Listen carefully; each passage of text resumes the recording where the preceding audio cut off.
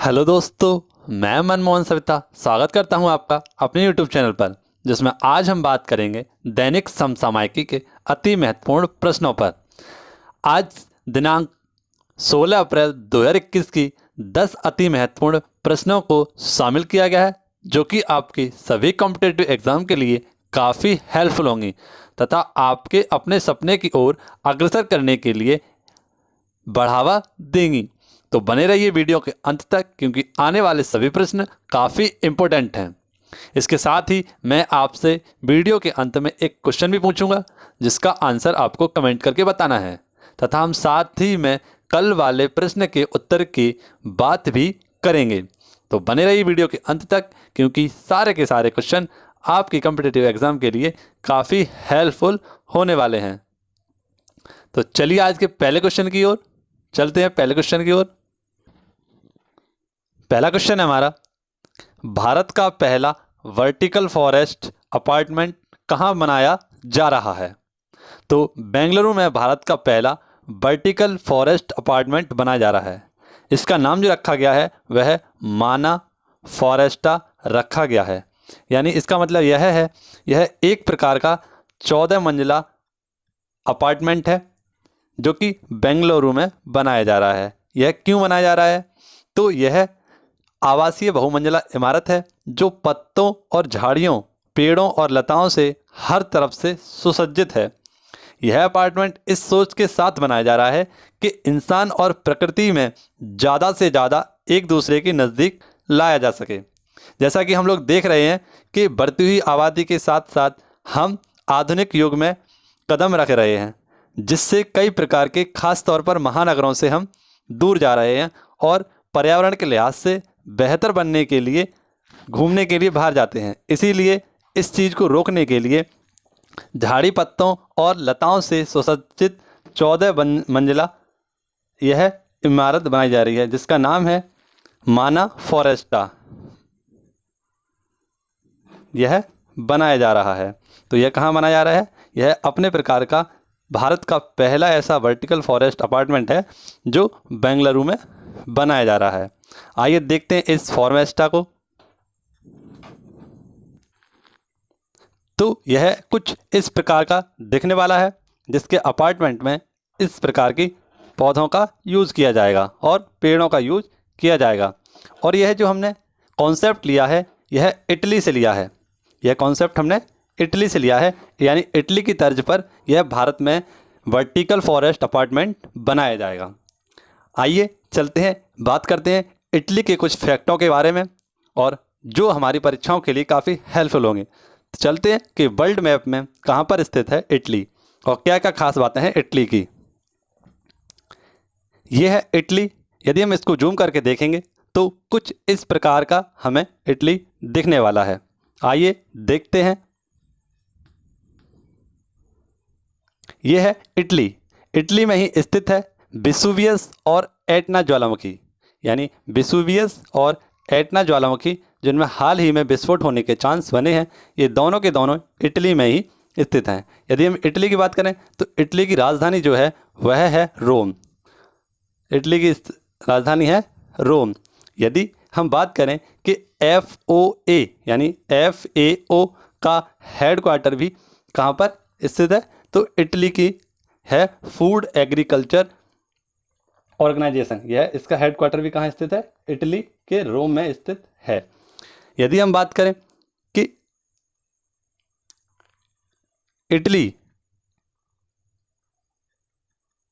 Etna ज्वालामुखी के लिए प्रसिद्ध है, और यहीं पर एक छोटी सी सिटी है वेटिकन सिटी, जो कि वहाँ के पोप धर्मात्माओं के लिए बनाई गई है। आशा करता हूँ आपको ये क्वेश्चन समझ में आया होगा। बढ़ते हैं नेक्स्ट क्वेश्चन की ओर। क्वेश्चन नंबर 2, अंतर्राष्ट्रीय क्रिकेट परिसंघ ICC के द्वारा किसे वनडे रैंकिंग में शीर्ष स्थान दिया गया है? तो हाल ही में 14 अप्रैल 2021 को अंतर्राष्ट्रीय क्रिकेट परिसंघ यानी ICC द्वारा वनडे रैंकिंग एक दिवसीय मैच में कप्तान विराट कोहली को पीछे छोड़ते हुए पाकिस्तान टीम के कप्तान बाबर आजम ने शीर्ष स्थान प्राप्त कर लिया है। तो इसका राइट आंसर हो जाएगा बाबर आजम।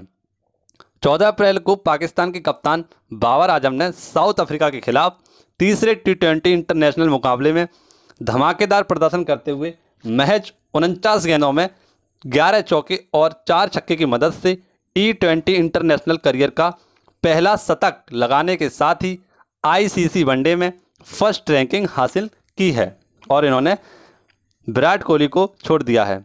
यदि हम ICC वनडे रैंकिंग में बात करें तो फर्स्ट आए हैं ये हैं बाबर आजम, जिन्होंने विराट कोहली को छोड़ दिया है पीछे और कर दिया है इन्हें सेकंड स्थान पर। फर्स्ट पर हो गए हैं बाबर आजम। यदि हम बात करें कि थर्ड स्थान पर कौन है तो थर्ड स्थान पर हो गए हैं रोहित शर्मा। यदि हम बॉलरों में बात करें तो ट्रेंट बोल्ट फर्स्ट स्थान पर हैं। बॉलरों में ट्रेंट बोल्ट। आइए दोस्तों बात करते हैं ICC अंतर्राष्ट्रीय क्रिकेट परिसंघ यानी इंटरनेशनल क्रिकेट काउंसिल की, जिसके कुछ फैक्ट आपकी परीक्षाओं के लिए काफ़ी महत्वपूर्ण साबित हो सकते हैं। तो चलते हैं ICC की तरफ। ICC की यदि हम बात करें तो इसे 1909 में यानी 1909 में ऑस्ट्रेलिया, इंग्लैंड और दक्षिण अफ्रीका के प्रतिनिधियों के द्वारा इंपीरियल क्रिकेट सम्मेलन के रूप में स्थापित किया गया था और इसका नाम 1965 में बदलकर अंतर्राष्ट्रीय क्रिकेट परिसंघ रख दिया गया। इसके हाल ही में यानी वर्तमान अध्यक्ष की बात करें तो वर्तमान अध्यक्ष हैं इसके ग्रेग बर्कले इसके अध्यक्ष हैं, जो कि न्यूजीलैंड के पूर्व खिलाड़ी रह चुके हैं। यदि हम इसके CEO की बात करें तो वह हैं मनु साहिनी, जो कि भारतीय के हैं और इन्हें जुलाई 2019 में नियुक्त किया गया था। यदि हम बात करें कि इसका हेडक्वार्टर कहाँ है तो दुबई के संयुक्त अरब अमीरात दुबई में इसका हेडक्वार्टर स्थित है। इसकी जो स्थापना हुई थी वह हुई थी 15 जून 1909 को। तो ये सारे के सारे फैक्ट आपको इंडियन क्रिकेट काउंसिल से याद रखने हैं। आशा करता हूँ आपको ये क्वेश्चन समझ में आया होगा। बढ़ते हैं नेक्स्ट क्वेश्चन की ओर। नेक्स्ट क्वेश्चन है हमारा, हाल ही में किसके द्वारा जल कृषकों और खरीदारों को जोड़ने के लिए इलेक्ट्रॉनिक मार्केट प्लेस ई-सांता की शुरुआत की गई है? तो 13 अप्रैल 2021 को केंद्रीय वाणिज्य एवं उद्योग मंत्री श्री पीयूष गोयल जी ने वर्चुअल माध्यम से एक इलेक्ट्रॉनिक मार्केट प्लेस ई-सांता पोर्टल की शुरुआत की है। तो इसका राइट आंसर हो जाएगा पीयूष गोयल। इन्होंने यह कार्य क्यों किया है? तो जल कृषकों और खरीदारों को जोड़ने के लिए एक मंच के रूप में यह पोर्टल काम करेगा। वही किसानों को बेहतर मूल्य प्राप्त करने में सक्षम बनाएगा। ई-सांता जल कृषकों के लिए आय, जीवन शैली और आत्मनिर्भर बनाने के लिए काफ़ी सहायक होगा। यदि हम बात करें कि हर 10 साल में 10 जुलाई को राष्ट्रीय मछली पालन दिवस के रूप में मनाया जाता है, तो यह मछली पालन के लिए जितने भी खरीदार और दुकानदार होते हैं उन सभी के लिए एक इलेक्ट्रॉनिक तरीके से यानी ऑनलाइन वर्चुअल तरीके से एक पोर्टल यानी एक प्लेटफॉर्म लॉन्च किया गया है, जिसका नाम रखा गया है ई-सांता पोर्टल। और यह वाणिज्य एवं उद्योग मंत्री श्री पीयूष गोयल जी द्वारा लॉन्च किया गया है। आइए देखते हैं। यह है ई-सांता पोर्टल जो कि पीयूष गोयल जी द्वारा लॉन्च किया गया है। आशा करता हूं आपको क्वेश्चन समझ में आ रहा होगा। यदि हम बात करें कि मछली उत्पादन को क्या कहते हैं, तो मछली उत्पादन को कहते हैं पीसी कल्चर। यह भी हमारे लिए काफ़ी अच्छा प्रश्न साबित हो सकता है। तो बने रहिए हमारे साथ, क्योंकि आने वाले प्रश्न काफ़ी इंपॉर्टेंट होने वाले हैं। हाल ही में कबीरा मोबिलिटी ने fast commercial electric scooter Hermes 75 launch किया है। इसकी कीमत क्या रखी गई है? तो इसकी शुरुआती जो कीमत रखी गई है वह रखी गई है 89,600 यानी 89,600 रुपये इसकी जो शोरूम की कीमत रखी गई है, तो वह इतनी रखी गई है 89,600 रुपये। 13 अप्रैल 2021 को गोवा वेस्ट स्टार्टअप कंपनी कबीरा मोबिलिटी ने बाजार में अपनी नई high speed commercial electric scooter launch किया है। यह क्यों किया है? तो यह अच्छी स्पीड से, यानी जितने भी डिलीवरी बॉयज़ होते हैं उनको यह प्रदान की जाएगी। तो यह स्पीड, इसकी स्पीड को देखते हुए इसे लॉन्च किया गया है। तो 80 किलोमीटर प्रति घंटे की इसकी रफ्तार है, जो कि आम स्कूटरों से लगभग दुगनी है। आम स्कूटरों की स्पीड की बात करें तो 40 किलोमीटर इसकी होती है, और यह डिलीवरी बॉयज़ के लिए काफ़ी नुकसानदायक था।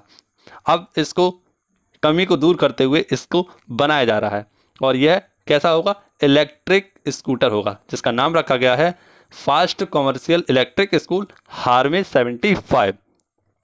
यदि हम बात करें कि किस प्रकार से टेस्ला कंपनी ने भारत में अपनी एक यूनिट लगाई है इलेक्ट्रिक वाहनों के लिए, तो वो लगाई है बेंगलुरु में।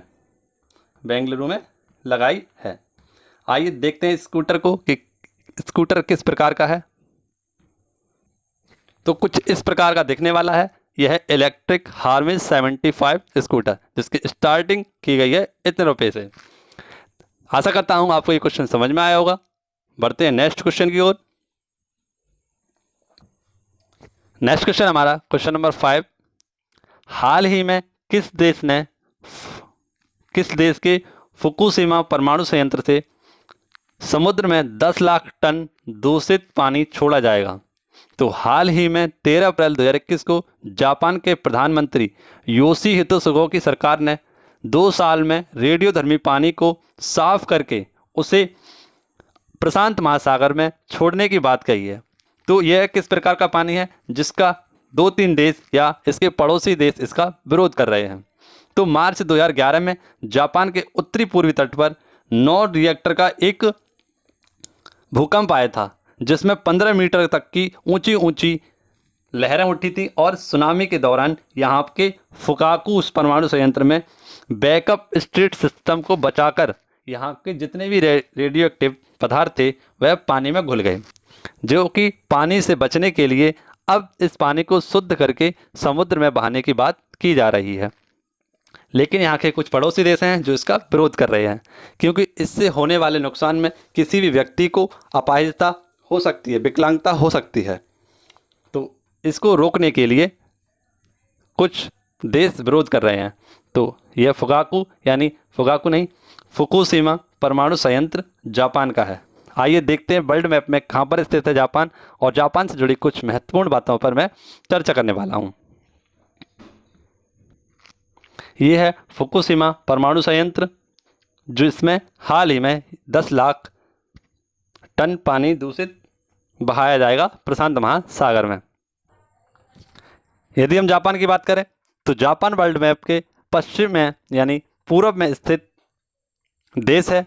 आइए देखते हैं जूम करके इसे। तो कुछ इस प्रकार का दिखने वाला है जापान। यदि हम जापान की बात करें तो इसे सुकुमारों का देश या निप्पनों का देश कहा जाता है। जापान 4 द्वीपों में बटा हुआ है, जिसमें सबसे बड़ा इसका जो द्वीप है वो है होन्शु द्वीप। इसमें 4 द्वीप कौन कौन से हैं? तो होक्काइडो, होन्शु, शियुकु और क्यूशु। इन सब में सबसे छोटा है इसका शियुकु यानी क्यूशु द्वीप इसका सबसे छोटा है, जबकि सबसे बड़ा द्वीप इसका है क्यूसी। इसकी राजधानी जो है वह इसी होन्शु में स्थित है, टोक्यो। इसके वर्तमान प्रधानमंत्री हैं योशिहितो सुगा। यह हमारे लिए काफ़ी इम्पोर्टेंट साबित हो सकता है। तो इस सारे क्वेश्चनों को इसको तो जरूर नोट कर लें। होक्काइडो, होन्शु, शियुकु और क्यूशु ये 4 द्वीपों में बटा हुआ है, और जापान की जो राजधानी है टोक्यो वह होन्शु द्वीप में ही स्थित है। बढ़ते हैं आज के नेक्स्ट क्वेश्चन की ओर। आशा करता हूं ये क्वेश्चन आपको समझ में आया होगा। नेक्स्ट क्वेश्चन हमारा, हाल ही में किस क्रिकेट खिलाड़ी को सर रिचर्ड हेडली मेडल से सम्मानित किया जाएगा? तो 13 अप्रैल 2021 को न्यूजीलैंड के स्टार क्रिकेटर केन विलियमसन को सर रिचर्ड हेडली पदक से सम्मानित किया जाएगा। यह 6 वर्षों में उनका चौथा सर रिचर्ड हैंडल पुरस्कार होगा, यानी यह वर्ष का 6 वर्षों में चौथा पुरस्कार है, और यह किसको दिया गया है? केन विलियमसन को। उन्होंने वेस्टइंडीज के खिलाफ 251 रन बनाए, और इसके बाद बॉक्सिंग टेस्ट शतक में पाकिस्तान के खिलाफ विलियमसन ने धमाकेदार प्रदर्शन के साथ आईसीसी के यह सम्मान को प्राप्त किया है और यह सर हेनरी लिटिल मेडल इनको मिला गया है। यदि हम बात करें कि आजिक्य रहाणे, तो आजिक्य रहाणे को हाल ही में ऑस्ट्रेलिया का प्रसिद्ध, जिसे हाल ही में स्टार्ट किया गया है, मुगल मेडल से सम्मानित किया गया है। वहीं पर हम यदि स्टीव स्मिथ की बात करें तो स्टीव स्मिथ को हाल ही में एलन वार्डर मेडल से सम्मानित किया गया है। और विराट कोहली को मिल चुका है दशक का बेस्ट क्रिकेटर का खिताब। तो आइए देखते हैं केन विलियमसन को। यह है केन विलियमसन, न्यूजीलैंड के स्टार बल्लेबाज, जिन्हें यह मेडल दिया गया है। कुछ इस प्रकार का यह मेडल प्राप्त किया है केन विलियमसन ने। आशा करता हूं आपको ये क्वेश्चन समझ में आया होगा। बढ़ते हैं नेक्स्ट क्वेश्चन की ओर। नेक्स्ट क्वेश्चन है हमारा क्वेश्चन नंबर 7। 13 अप्रैल 2021 को ग्लोबल फूड पॉलिसी रिपोर्ट 2021 किसके द्वारा जारी की गई है? तो 13 अप्रैल 2021 को अंतर्राष्ट्रीय खाद्य नीति अनुसंधान यानी international food policy research institute द्वारा इसे लॉन्च किया गया है या इस रिपोर्ट को जारी किया गया है। तो ग्लोबल फूड पॉलिसी रिपोर्ट 2021 प्रकाशित की गई है वर्ष संस्थान ने, और इस बार इसकी थीम जो रखी गई है वह रखी गई है ट्रांसफॉर्मिंग फूड सिस्टम आफ्टर कोविड-19, यानी थीम पर आधारित रिपोर्ट जारी की गई है। इसकी थीम को हम नोट करेंगे तो ट्रांसफॉर्मिंग फूड सिस्टम आफ्टर कोविड-19 यह इसकी थीम रहेगी। और यह लगभग जारी की गई है। तो इसे क्यों जारी किया गया है? तो लगभग 95 मिलियन लोग ज़्यादातर अफ्रीका में अधिकतर गरीबी में जी रहे हैं। पूर्व महामारी के स्तर की तुलना में गरीबी में रहने वाले लोगों की संख्या में 150 मिलियन की वृद्धि हुई है, जिसमें महिलाओं के लिए सबसे अधिक 54% नौकरी का लॉस हुआ है। तो आपको यह क्वेश्चन याद रखना है क्या क्या बात हुई है इस रिपोर्ट में। तो भारत में लगभग 50% परिवारों में बताया कि महिलाओं ने पिछले वर्ष की तुलना में जलाऊ लकड़ी और पानी लाने के लिए अधिक समय बिताया है। इसी कारण यह report international food policy research institute द्वारा 2020 में जारी की गई है, यानी कि IFPRI।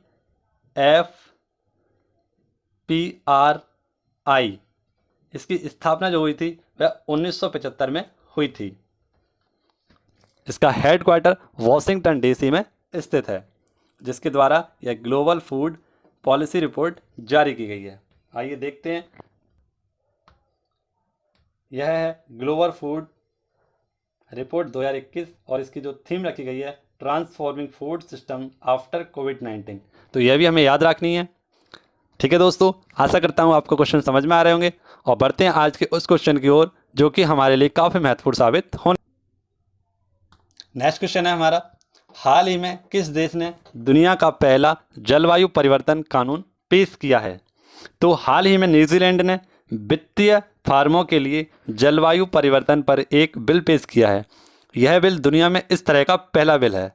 नए कानून के अनुसार यदि हम बात करें तो सभी बैंक और बैंककर्ता यानी जितने भी निवेश करने वाले लोग होंगे 1 बिलियन यूरो न्यूजीलैंड डॉलर में यदि वह निवेश करते हैं तो उन्हें एक रिपोर्ट पेश करनी होगी जो कि पर्यावरण परिवर्तन के अनुकूल होनी चाहिए। यह रिपोर्ट 2023 में रिपोर्ट जारी करनी होगी और यह जो कानून है वह 2022 से लागू हो जाएगा। यानी इसका अगर हम सीधे तौर पर बात करें तो जितने भी निवेश करता है और 1 बिलियन न्यूजीलैंड डॉलर में निवेश करते हैं तो उन्हें इस रिपोर्ट के लिए जलवायु परिवर्तन निवेश रिपोर्ट जारी करनी होगी। यदि हम बात करें तो इसे किसने लॉन्च किया है? तो न्यूजीलैंड द्वारा इसे लॉन्च किया गया है। न्यूजीलैंड की PM की भी यदि हम बात करें तो वह हैं जेसिका आर्डर्न और हाल ही में इन्हें पुनः बनाया गया है न्यूजीलैंड की प्रधानमंत्री। आइए चलते हैं वर्ल्ड मैप की तरफ, न्यूजीलैंड को देखते हैं। यह है न्यूजीलैंड, जिसके कुछ फैक्ट हमारी परीक्षाओं के लिए काफ़ी इंपॉर्टेंट हो सकते हैं। तो यह है नॉर्थ न्यूजीलैंड और यह है साउथ न्यूजीलैंड। इन्हीं को जोड़ने वाली संधि को कहते हैं कुक जल संधि। कुक जल संधि इन दोनों नॉर्थ न्यूजीलैंड और साउथ न्यूजीलैंड के मध्य स्थित है। यदि हम बात करें न्यूजीलैंड की पीएम की, तो यहाँ की जो पीएम है वह है जेसिका अर्डन। जेसिका अर्डन यहाँ की प्रधानमंत्री हैं। जबकि हाल ही में प्रियंका राधाकृष्णन जी को, जो कि भारतीय मूल की हैं, इन्हें यहाँ के मंत्रिमंडल की मंत्री नियुक्त किया गया है। और इसी में स्थित है दक्षिणी आल्प्स पर्वत माला, न्यूजीलैंड में स्थित है। और इसकी जो राजधानी स्थित है वह है वेलिंगटन। वेलिंगटन यहाँ की राजधानी है, जो कि यहाँ की सबसे दक्षिणतम, या यूं कहें विश्व की सबसे दक्षिणतम राजधानी कौन सी है, तो वह है वेलिंगटन, जिसमें स्थित है दक्षिणी न्यूजीलैंड में माउंट कुक, जो कि यहाँ की सबसे ऊंची चोटी है। तो इसी प्रकार के नए नए फैक्टों को जानने के लिए आप मेरे साथ बने रहिए वीडियो के अंत तक, क्योंकि आने वाले सभी क्वेश्चन काफ़ी इंपॉर्टेंट हैं और इसी प्रकार से मैंने आपके लिए उनको एक्सप्लेन करने की कोशिश की है। तो बने रहिए हमारे साथ और चलते हैं आज के पहले क्वेश्चन की ओर। यदि अब तक आप लोगों ने अभी तक चैनल को सब्सक्राइब नहीं किया है तो एक बार जाकर जल्दी से उस लाल बटन को दबा दें और चैनल को सब्सक्राइब कर लें, जिससे कि आपको सारी की सारी लेटेस्ट अपडेट वीडियो मिलती रहें और हमारा 11 बजे का यह सेशन करंट अफेयर का आप देख सकें। तो चलते हैं आज के नेक्स्ट क्वेश्चन की ओर। नेक्स्ट क्वेश्चन है हमारा, हाल ही में किस शहर के प्रशासन द्वारा अपनी तरह का पहला साइकिल चलाने संबंधी नीति यानी साइकिलिंग नीति मसौदा का जारी किया है?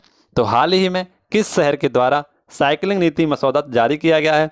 तो चंडीगढ़ प्रशासन द्वारा अपनी तरह का पहला साइकिलिंग चलाने संबंधी अर्थात साइकिलिंग नीति मसौदा तैयार किया गया है। भारत में किसी शहर द्वारा यह पहली बार नीति मसौदा तैयार किया गया है? यह मसौदा चंडीगढ़ स्मार्ट सिटी लिमिटेड द्वारा तैयार किया गया है। तो इसका राइट आंसर हो जाएगा, वह हो जाएगा चंडीगढ़। इस मसौदे की यदि हम बात करें तो महिलाएं साइकिल चालकों के लिए इसमें एक पैनिक बटन लेस सुरक्षित बटन लगाया गया है, जो कि इसकी सुरक्षा के दायरे में रहकर लगाया गया है। और यदि हम अन्य बिंदुओं की बात करें तो जो भी कर्मचारी ऑफिस में साइकिल से जाएगा 1 हफ्ते तक तो उसको आधा दिन की छुट्टी दी जाएगी। वहीं पर यदि हम बात करें दुर्घटनाओं की आशंकाओं को कम करने हेतु गैर मोटर चालित परिवहन लाइनों में वृद्धि की गई है। यदि हम बात करें सुरक्षा बढ़ाने के लिए महिलाओं और विकलांग व्यक्तियों के लिए 24/7 CCTV कैमरा निगरानी और पैनिक बटन से लैस इस साइकिल को बनाया जाएगा। और यह पहली भारत की साइकिल नीति है जो कि चंडीगढ़ के द्वारा तैयार की गई है। बढ़ते हैं, देखते हैं इस साइकिल नीति को। तो इस प्रकार से इस साइकिल नीति को जारी किया गया, जिसमें 7 दिन तक लगातार साइकिल से ऑफिस जाने पर आधा दिन की छुट्टी का प्रावधान किया गया है। आइए बढ़ते हैं नेक्स्ट क्वेश्चन की ओर। आशा करता हूँ यह क्वेश्चन आपको समझ में आया होगा। नेक्स्ट क्वेश्चन है हमारा क्वेश्चन नंबर 10, जो कि आज का हमारा लास्ट क्वेश्चन है। हाल ही में किसके द्वारा सभी आयु समूह की देखभाल के लिए मानस ऐप लॉन्च किया गया है? तो 14 अप्रैल 2021 को भारत सरकार के प्रधान वैज्ञानिक सलाहकार प्रोफेसर के विजय राघवन ने सभी आयु की देखभाल के लिए मानस यानी मस्तिष्क स्वास्थ्य और साधारण अवस्था प्रणाली जारी की है और इसे वर्चुअली माध्यम से लॉन्च किया गया है। तो भारत के प्रधान वैज्ञानिक सलाहकार के विजयन द्वारा इसे यानी के विजय राघवन द्वारा इसे लॉन्च किया गया है। यदि हम मानस ऐप की बात करें तो मानस ऐप एक मानसिक स्वास्थ्य और सामान्य स्वास्थ्य प्रणाली के लिए काम करता है। इसे प्रधानमंत्री के वैज्ञानिक सलाहकार परिषद द्वारा लॉन्च किया गया है। यदि हम बात करें कि मानस ऐप को विकसित करने की पहल भारत सरकार के प्रधान सलाहकार के विजयन राघवन द्वारा की गई थी। यदि हम बात करें कि मानस ऐप यह सभी आयु के वर्ग के देखभाल के लिए लॉन्च किया गया है। तो आइए देखते हैं के विजयन राघवन जी को। ये हैं के विजयन राघवन, जिनको आपको याद रखना है, जो कि हमारे भारत के प्रधान वैज्ञानिक सलाहकार हैं और इन्हीं के कहने पर मानस ऐप की शुरुआत की गई है, जिसका ध्येय वाक्य रखा गया है उत्तम मन सक्षम विचार, यानी उत्तम मन और सक्षम विचार के साथ इसे लॉन्च किया गया है। सामुदायिक मानसिक को बेहतर करने के लिए मानस ऐप की स्थापना या लॉन्चिंग की गई है। यदि हम बात करें हाल ही में मनी ऐप, जो कि आरबीआई के द्वारा दिव्यांग लोगों के लिए नोटों की पहचान के लिए लॉन्च किया गया था। और हाल ही में भारत का पहला स्वदेशी ऐप स्टोर भी लॉन्च किया गया था, जिसे मोबाइल सेवा ऐप नाम दिया गया था। यानी एक प्ले स्टोर की तरह भारत का भी एक मोबाइल स्टोर ऐप बनाया गया है, जिसका नाम रखा गया है मोबाइल सेवा ऐप। दोस्तों, आपको सारे के सारे क्वेश्चन पसंद आए हों तो वीडियो को एक बार लाइक करें और चैनल को सब्सक्राइब करें। चलते हैं हम आज के today question of the day की तरफ। हाल ही में राष्ट्रीय डोपिंग एजेंसी यानी नाडा का महानिदेशक किसको नियुक्त किया गया है? तो इसका आंसर आपको कमेंट बॉक्स में बताना है कि नाडा के नए महानिदेशक के रूप में किसे चुना गया है। आज हम बात करते हैं कल वाले क्वेश्चन के आंसर की, जिसका आप सभी लोगों ने बिल्कुल राइट आंसर दिया है। तो प्रतिवर्ष डॉक्टर भीमराव अंबेडकर की जयंती कब मनाई जाती है? तो यह 14 अप्रैल को बनाई जाती है। दोस्तों, यदि आप भीमराव अंबेडकर से संबंधित प्रत्येक क्वेश्चन की जानकारी जानना चाहते हैं तो इसके लिए मैंने एक अलग से वीडियो बना रखी है, जिसकी लिंक मैं आपको डिस्क्रिप्शन बॉक्स में देने वाला हूं। तो जाकर उस वीडियो को भी देख लें, जिसमें सभी के सभी फैक्ट जो कि डॉक्टर भीमराव अंबेडकर से जुड़े हुए हैं, जो कि आपकी परीक्षाओं के लिए महत्वपूर्ण हैं। तो उनको आप जाकर एक बार देख लें। और यदि यह वीडियो पसंद आई हो तो वीडियो को एक बार लाइक करें और दोस्तों के साथ शेयर करें और चैनल को सब्सक्राइब करना ना भूलें। मिलते हैं नेक्स्ट वीडियो में, तब तक के लिए वीडियो को शेयर ज़रूर कर दें। धन्यवाद।